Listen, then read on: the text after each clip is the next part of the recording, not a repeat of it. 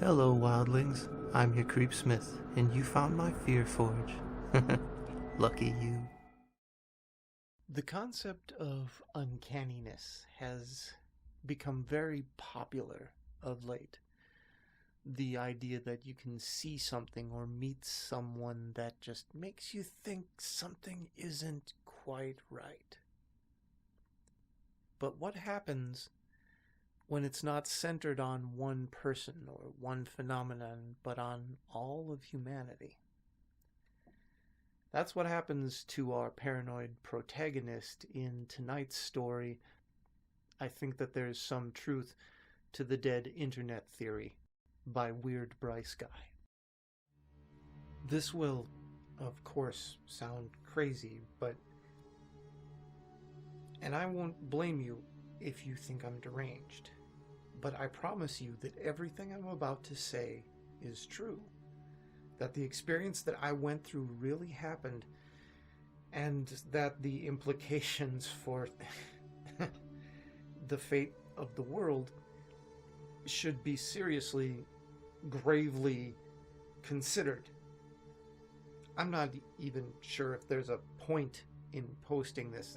Who knows if anyone will actually read it or if there's anything that could be done about it.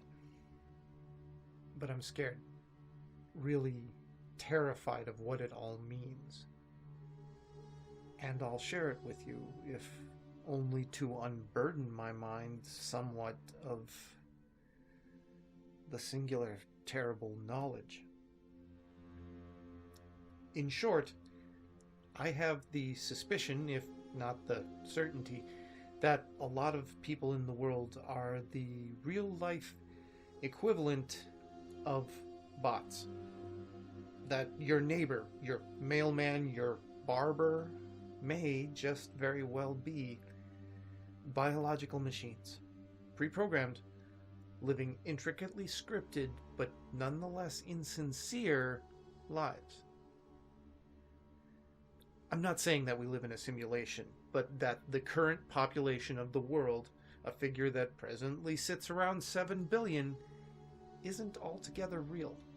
That the number isn't entirely accurate to the amount of living, breathing, earnestly alive members of the human race. Much like a phone comes pre-installed with bloatware, hogging precious storage space, I think that our planet's population has been falsified. I believe the number of naturally born humans is much smaller than 7 billion. Maybe, and this is being generous, it sits at around half that. Why do I believe this? Because I recently had an experience that I cannot explain. I can't reconcile with what I've been shown and told about how people behave, think, and exist, both within my own nation and culture and elsewhere. Earlier today, while waiting in line for coffee at a shop not far from my apartment, I happened to see a fairly attractive and smartly dressed person walk through the shop's front door. I saw them holding their phone in their hands, up and a little bit away, obviously filming themselves for some sort of social media. Not wanting to seem rude or inadvertently be drawn into the video, I looked away. The line moved on, and I eventually grabbed my order and sat at a table where I began reading a book that I had bought earlier. The person filming themselves eventually placed their order, and after a few minutes came to sit at a table next to mine, still with their phone held out before them. I wasn't exactly annoyed. I had no reason to be. They weren't talking loudly or interrupting anyone. But there was something unsettling about their behavior, something unnatural. Not just in the sense of walking around filming yourself. That's been contemporarily natural to do for a while. But it was in the way they were doing it. Their behavior was very showy, almost theatrical. The way they were tilting their head, sipping their coffee, smiling, laughing, etc. It was also uncanny. Halfway through my coffee, I spilled a little on my table and I got up to grab some napkins. When I passed the self-filmer, I happened to glance at the screen of their phone, not really intending to be nosy, but curious as to which media platform they were using. What shocked me, what made me pause mid-stride and mentally skip a beat, was the screen of the phone. Was what wasn't on it. Their screen was black. There weren't any images, lines of text, icons of any kind. This whole time, for at least 10 minutes, they had been broadcasting to no one. And even as I regained my composure and walked past the table in clear view of them, they were still behaving as if there was an audience, or some stream to which the video was being fed. I sat down, perplexed and unsettled, though if you had asked me at the time, I wouldn't have been able to say why. Slipping an unused napkin in my book as a makeshift bookmark, I started to nonchalantly, or tried to be, watching them out of the corner of my eye while occasionally sipping coffee. Now, I knew I wouldn't have been able to keep up the appearance of reading, so instead, I went for absent-mindedness.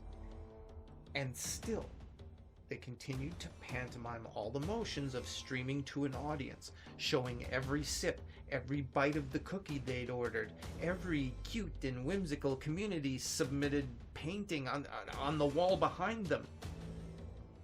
It was eerie watching them with the knowledge that I had, and I found myself growing increasingly disturbed with each dishonest second. Finally, I became so unreasonably creeped out by the disingenuous display that I leaned over and, with feigned politeness, I asked them what their username was, saying that I had thought I'd seen them online before. In a gesture of maddening dishonesty, they held up their finger to the phone camera as if to say 1 second, and then leaned toward me. Our eyes met, and I immediately got a weird, vaguely primal feeling of fear, not dissimilar to how you'd feel seeing a mask of someone's face that was in all respects realistic, except for one minor but glaring detail. And just as I was about to repeat my question, thinking that perhaps they hadn't heard me, they took a deep breath, smiled, and then said, "You know the one, right?" Now, had they simply said, you know the one, and left it at that, I would have assumed Instagram. I'm not too familiar with social media beyond entertainment forums, but whenever I hear about influencers, it's usually Instagram that I see mentioned in relation. But the right? That definite inflection of a question? That piqued my curiosity and unsettled me a bit.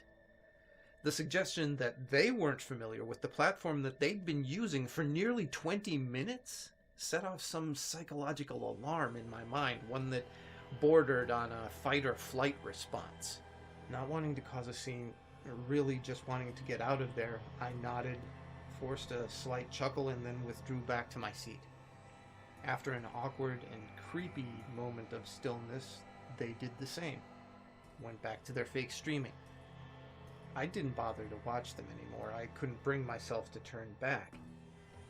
After a few more minutes, during which I tried and failed to recapture the interest that I had had in my book, I got up, I threw my trash away, and left. As I walked home, I replayed the weird encounter in my head, and in doing so, only served to further frighten myself. There had been something so inexpressibly off about the person, and I wanted to see if I could find anyone else like that. Anyone who, for whatever reason, wasn't actually doing the activity that they presented themselves as doing. I walked around town for a while, aimlessly, trying to spot people superficially engaged in some activity. I saw countless people on their phones, and tried, with as much grace and stealth as possible, to see whether or not they were actually doing anything on them. not all of them were. That's right, I caught several people, 6 or 7 in a sample of dozens, who weren't actually texting, browsing feeds, or talking to people, really doing anything. Their screens were blank, not merely dimmed or locked, but blank, devoid of interface and activity, as if the phone was off. Their fingers flicked and tapped, and their faces smiled and grimaced, all prompted by or in response to nothing. They were like children playing pretend amidst crowds of other genuine humans who were wholly oblivious to the lies. And all of these people, like the person that I'd witnessed in the coffee shop, were off in some way. Not outwardly creepy, but subtly, almost imperceptibly uncanny in their behaviors and expressions.